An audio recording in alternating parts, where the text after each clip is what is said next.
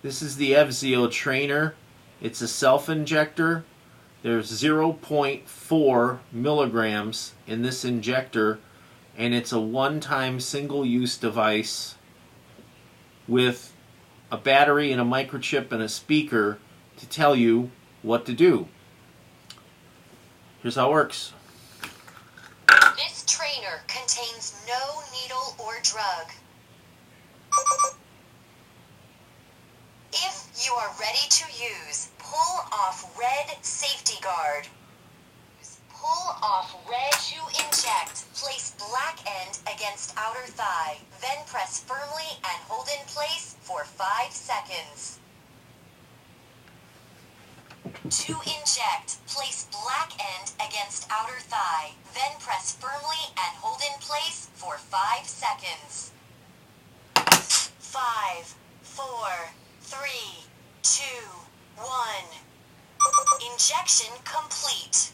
Trainer may be reused for training purposes. Replace the red safety guard and white outer case. It's a trainer.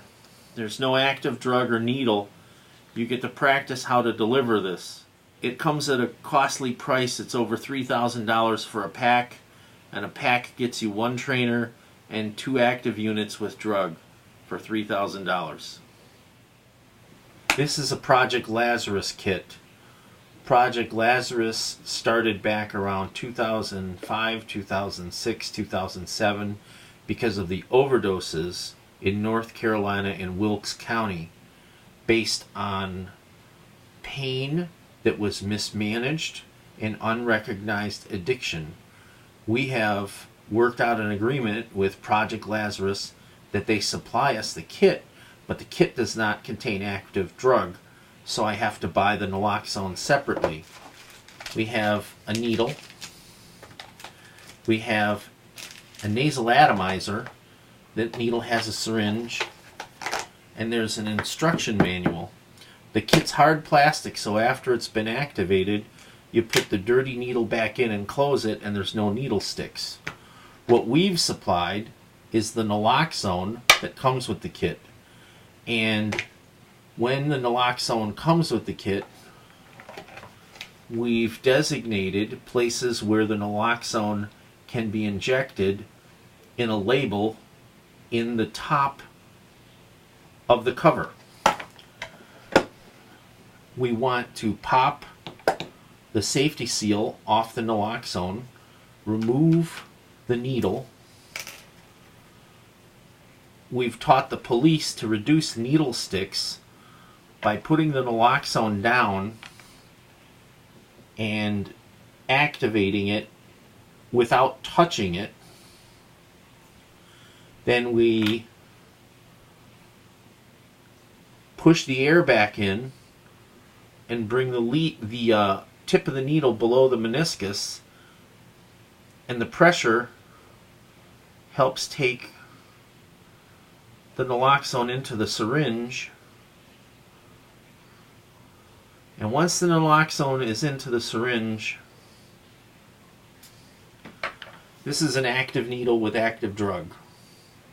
Take a little bit of the air out. This can be put into the thigh. Our diagram here is thigh and shoulder. We showed how to self-actuate the FZO auto-injector, but the needle will go into the thigh. A lot of people are really uncomfortable with the needle, so we have them hold the tip and insert the sheath. Then we take the sheath off, and now you have a syringe and the needle's off. The kit comes with a mucosal nasal atomizer device manufactured by LMA. LMA does endotracheal tubes for all the emergency departments and ambulances, so it's a recognized company. You screw that on tight. Now you have a nasal mucosal atomizing device attached to the naloxone. This is meant to go straight up into the nose and push until it's empty. Not back, not to the side, not to the outside, straight up into the nose. And push until it's empty. When this is done, you wait 3 minutes, and if it doesn't restart breathing, you shoot another vial. It's an optional thing to load 2 vials at the same time. We will be supplying 2 naloxones per kit. The nasal atomizer, the syringe and needle, the hard plastic, and on the back, the center for distribution is Recovery Pathways, Bay City, Michigan, and you contact me through the switchboard phone number of the McLaren Hospital, 989-894-3000. Every single one of 200 police and sheriffs trained in the Police Science Division at Delta College in Bay County received instructions to call me 24/7 through the switchboard. That's the kit. We showed how to use it. Now for the grant purposes, we'll move on to the next naloxone product. One of the critiques of the auto-injector is the price puts it out of the range of the average person. If you're a personal bodyguard or physician for a celebrity, maybe this makes sense.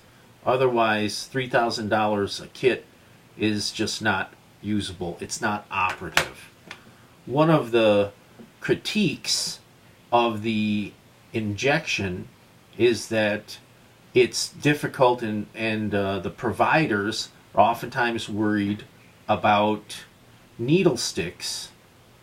And then there's changing if you draw back and then you have to add the nasal atomizer. That's a complicated thing during a situation under stress.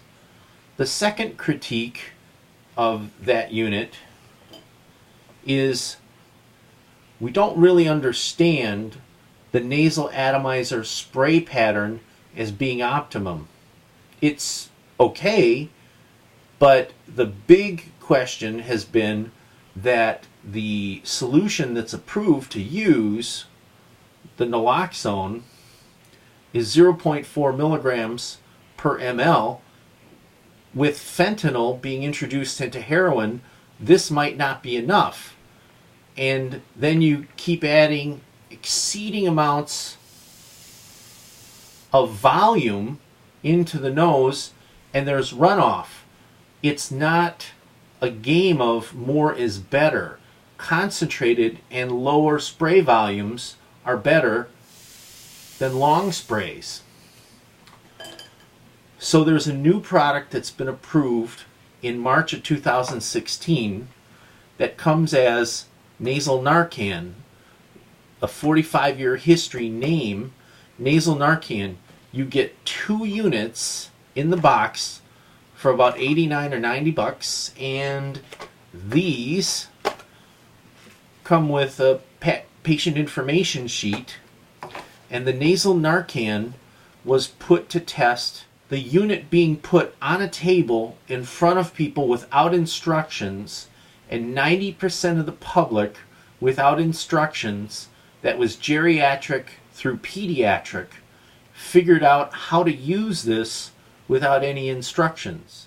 Unlike other spray devices, inhalers for asthma, you don't prime this. It's one shot and it's lost. What we want to say is you put your thumb on the drug reservoir and your fingers up here, and you go up and you shoot it straight up the nose and you activate it, and it's one puff and it's concentrated just like that. That's 4 milligrams.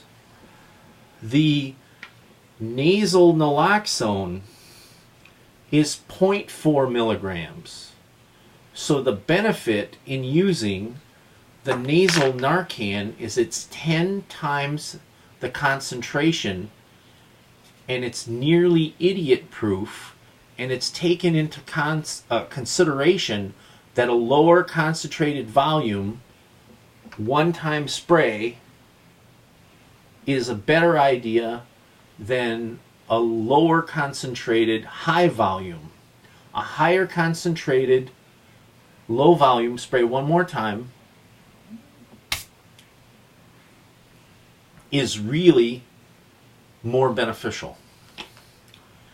That is available as nasal Narcan, and what we're going to try to do is in our kits we're going to supply the spray device with the needle and the Narcan, and then we also want to put one of these in there because it should be the first thing you activate. And in 3 minutes, if you need another one, that leaves you time to set this up. The cost effectiveness of this kit is better when you take the generic product and mix it with the branded product. But what you also have, and what I haven't seen anybody say except me, is what if you get on scene and there's facial trauma, or there's froth and foam, or emesis, and you can't use the nasal pathway? Then you don't open this because it's not going to work. And you go back to our injectable and you're able to deliver this intramuscular like we did for 10 years. So this kit that we piloted in Bay County with law enforcement has an intramuscular device, an improvised nasal device, and an FDA-approved product device. Because we're taking in all contingencies that you may not be able to deliver this. And if you can't go nasal, you save this for your next patient, and you have backup. And if you don't have this, just keeping nasal Narcan is really not the best way to improve your outcomes. That is all she wrote.